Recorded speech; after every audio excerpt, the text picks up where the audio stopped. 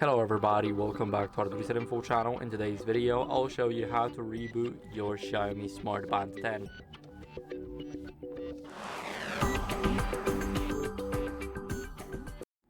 So first, as a first step, go to settings, and when you're finally in the settings, then scroll down until you guys see system. Now it's almost at the bottom, so it's easy to find. And the first option here is to reboot. Now it will ask if you want to reboot now, then you click the check mark here, you'll hit a vibration, and now our watch or the band should be turning on any second. So this is how you guys can easily reboot your device, and that's it. So I hope this video was helpful, and if it was, leave a like, sub, and a comment, and I'll see you in the next one.